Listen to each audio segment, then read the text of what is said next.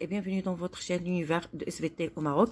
Pour les élèves de la deuxième année du collège, la deuxième partie de la correction des exercices d'évaluation du chapitre la reproduction sexuée et asexuée chez les végétaux. Alors, on commence par le premier exercice.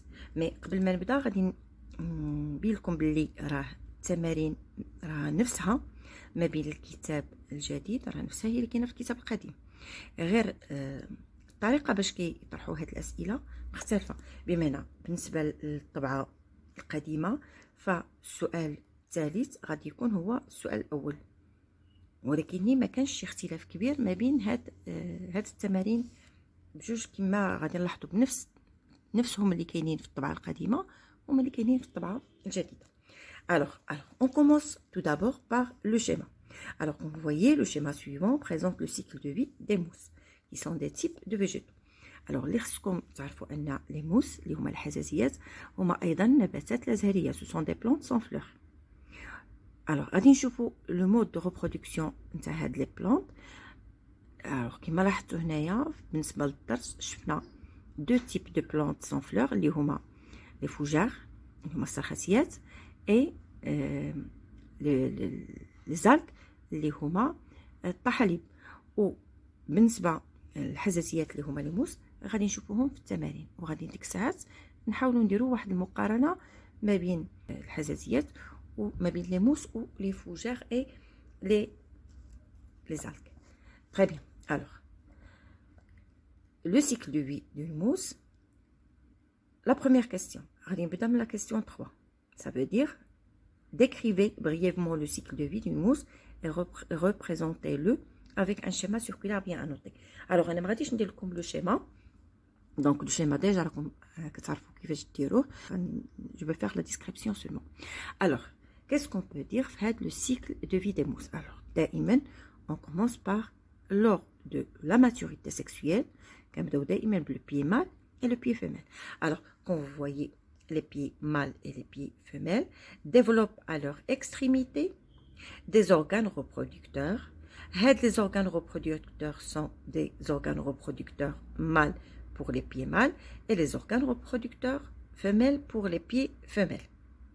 Alors, les organes reproducteurs femelles كنسميهم les archégones.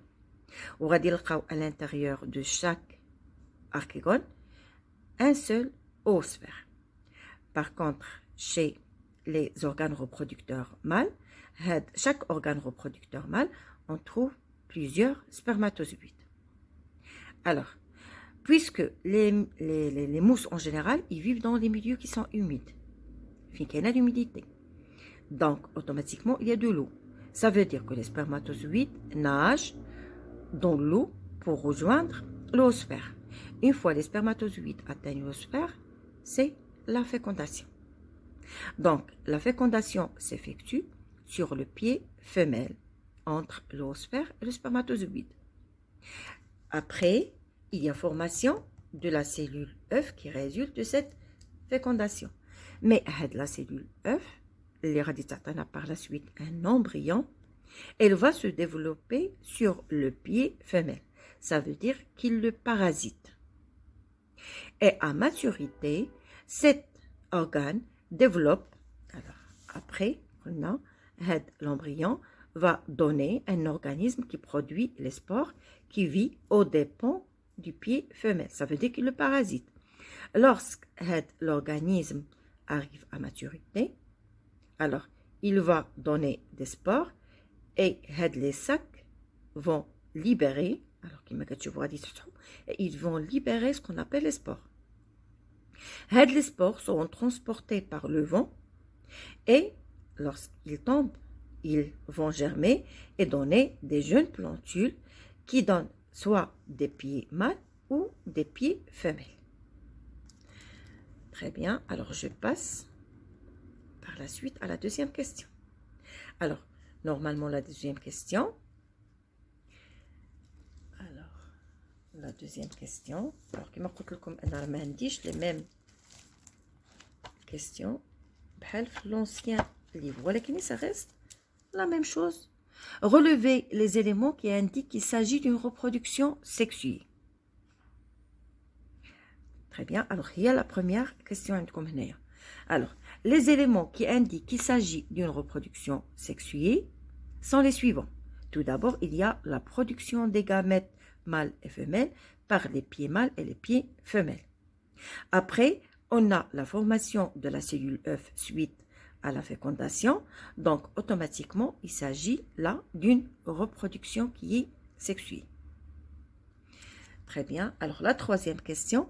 Quelle est la particularité de l'organisme qui produit des spores dans sa relation avec celui qui produit les gamètes femelles? Alors, je nous l'organe qui produit le spore, alors, l'organe, vit, j'ai dit, aux dépens du pied femelle. Donc, il constitue une continuité dans sa partie supérieure. On dit alors que l'organisme qui va donner les spores, les casimés ou le sporophyte, bien sûr, il parasite l'organisme qui produit les gamètes femelles. Très bien. Alors, je passe au deuxième exercice. Mais avant, je dis comment la correction du premier exercice.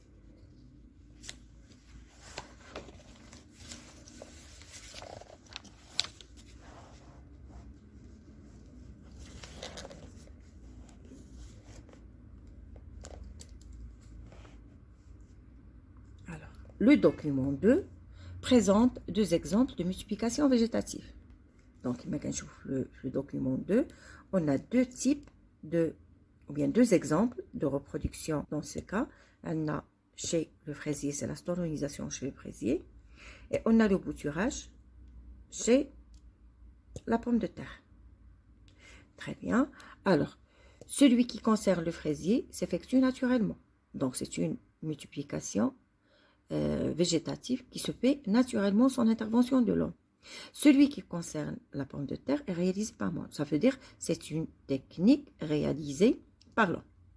Alors, la première question, comparer la multiplication végétative chez le fraisier et chez la pomme de terre avec la reproduction sexuée chez les mousses et montrer pourquoi on dit que la multiplication végétative est une reproduction asexuée.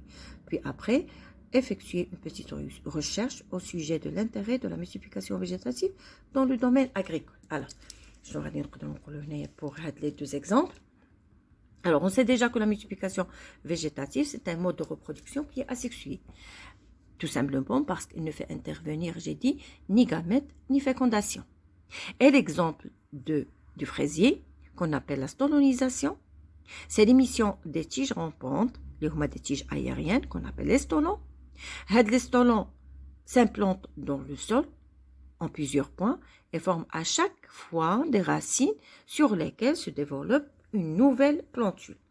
Le mode de reproduction, il est asexué parce qu'il ne fait intervenir, j'ai dit, ni gamètes ni fécondation.